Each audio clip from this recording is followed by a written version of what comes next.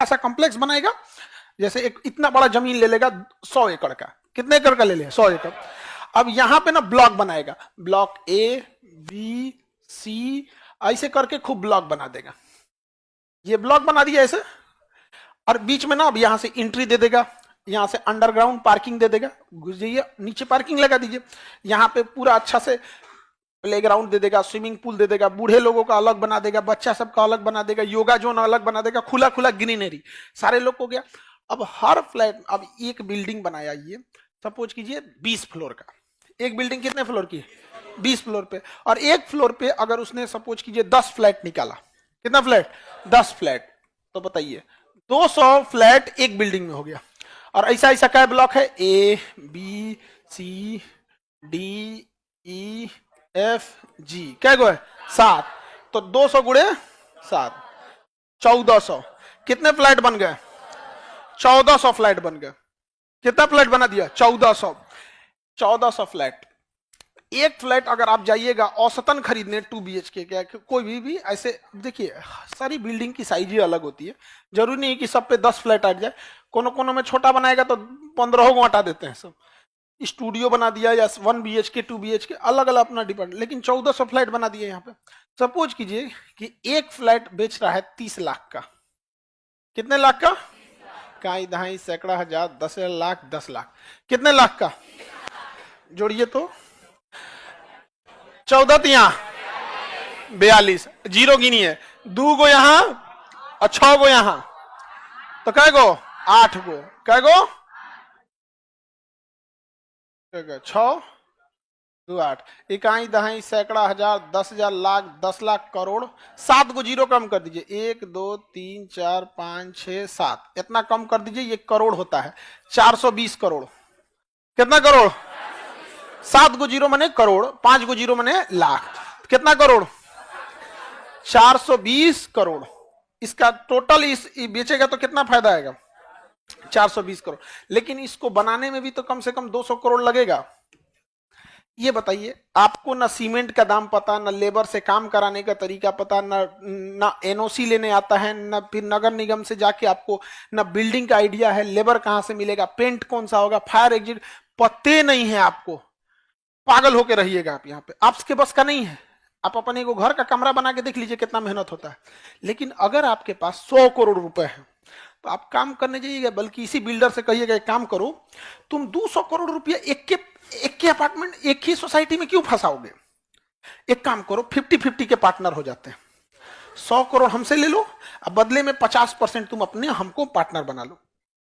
कहेगा ऐसे हमको क्या होगा, कहा कि देखो तुम एक की जगह 200 करोड़ फंसाओगे, एक काम करो 100 करोड़ यहां फंसाओ, फिर एक कहीं सोसाइटी लो, उसको भी करो, तुम्हारा नाम भी तो होगा, जितना ज्यादा हो। कहा कि बढ़िया बात है, तो बताइए आधा पार्टनर बन गया, सारा काम करेगा बिल्डर, एनओसी वगैरह सब चीज बिल्डर, आप क्या कर लिए इन्वेस्ट कर दिए, बड़ी बड़ी कंपनी में क्या किए इन्वेस्ट कर दिए, यहाँ पे अपना रोल डिफाइन कर लीजिए, आप क्या क्या काम कीजिएगा, एग्रीमेंट के साइन होता है कि क्या क्या आपका रोल डिफाइन होगा, प्रॉफिट में हिस्सेदारी लीजिएगा कि आधा इसका फ्लैटवे ले लीजिएगा, मान के 4 को ब्लॉक ले लीजिए, नहीं समझे, अपने हिसाब से आप जो टर्म्स एंड कंडीशन आप बनाइए। बताइए ये क्या हुआ, आप उसकी कंपनी के ना पार्टनर थे, ना मिलके चालू किए थे, कुछ किए थे, पैरासूट लैंडिंग किए और उसमें इन्वेस्ट कर दिए पैसा, समझे, इन्वेस्ट कर दिए कि नहीं कर दिए, तो ये हो गया आपका इन्वेस्टमेंट। क्या हो गया इन्वेस्टमेंट, तो ये तो इंडिया का इंडिया इन्वेस्टमेंट है, समझ में आ गई नहीं, ऐसे बाहर में भी तो इन्वेस्टमेंट हो सकता है। तो आप बताइए ये जो फाइनल पैसा आएगा, फाइनल पैसा, तो इसमें 200 करोड़ तो लागत है वो निकल गया, बचा कितना 200, 110 बढ़ गया, पहले आपका 100 करोड़ पूंजी निकल चुका है, 100 करोड़ पूंजी निकल चुका है, 3 साल में पूरी सोसाइटी 4 साल में बन के तैयार हो जाएगी, 1-2 साल में बेच देगा, 6-7 साल का ये काम है, एक पूरी सोसाइटी बनाने में 6-7 साल का लगता है। यहाँ पे 100 करोड़ आपका वापस आया, 110 करोड़ पैसा आ गया, अब कहीं सुप्रीम कोर्ट कहा बम से उड़ाओ इसको बम से उड़ाओ इसको, सोचा गया काम से नहीं, वो नोएडा में 2 ट्विन टावर गिरा दिया था। अरे उस जब गिराया गया था ना, तो हम उधर ही से जा रहे थे, मेरा ऑफिस वहीं पे है, मेन ऑफिस कॉर्पोरेट ऑफिस वहीं पे है, थोड़ा दूर है, सेक्टर 62 में हम लोग का ऑफिस। और वो लगभग 135 की कहाँ आसपास था, वहां पे पास में ही है, वहां से 7-8 किलोमीटर का डिस्टेंस। तो जब गिरा रहा था लोग वहां पे, तो रास्ते में जा रहे तो पता चला कि भैया गुगला बोल रहा है इधर से मत जाओ। तब पता चला कि हम लोग पता कि काहे बोल रहा है, तो उधर ही लगा के रोक दिए। जब गिराया गया ना तो लग रहा था परमाणु बम फोड़ा है। हाँ सब कुछ, एक हफ्ता पहले से ट्रायल चल रहा था, सब कुछ चल रहा था यहाँ पे, 2 साल से चर्चा चल रही थी गिराने का। तो देखो बहू, इन्वेस्टमेंट कभी कभी फायदा भी होता है कभी कभी इन्वेस्टमेंट ना डुबा भी देता है यहाँ पे। तो हम बात कर रहे हैं इंडिया टू इंडिया इन्वेस्टमेंट नहीं। अब आप बताइए, सपोज कीजिए कि आपके पास बहुत पैसा है, लेकिन आप चाहते हैं एक काम करते हैं, हम स्विट्जरलैंड में एक होटल ले लेते हैं। आपको कोनो पता है स्विट्जरलैंड में जमीन कैसे कट्ठा है? वहां जाएंगे तो पूछेगा यहाँ कट्ठा ना चल तो कुछ पता है? नौ नौटंकी होगा आपको कि आप कहां से आए हैं, क्या करते हैं, क्या नहीं करते हैं, पगला जाएंगे आप यहाँ पे। आपको मजबूरी में एक पार्टनर खोजना पड़ेगा। तो आप पैसा ले जाएंगे, आप हो गए स्विट्जरलैंड के लिए फॉरेनर, और ले आके झोंक दिए उसके कंपनी में इन्वेस्ट, बीच में कोई मतलब नहीं यहाँ पे। तो फॉरेन डायरेक्ट इन्वेस्ट, समझ में आ गया कि नहीं गया? भारत की वो कंपनी थी हीरो, जिसके पास लेबर से काम कराने का आइडिया, लैंड एक्विजिशन का आइडिया, सरकार से नेगोशिएशन का आइडिया, मार्केटिंग का आइडिया, भारत के लोगों से इमोशनल जुड़ाव। जापान की कंपनी होंडा आई, धड़ाम से पैसा लगाई, हीरो होंडा, ले दनादन बिक गया। यहाँ पे बिक गया कि नहीं बिक गया? तो एफडीआई, फॉरेन डायरेक्ट इन्वेस्ट, अच्छा है कि नहीं है?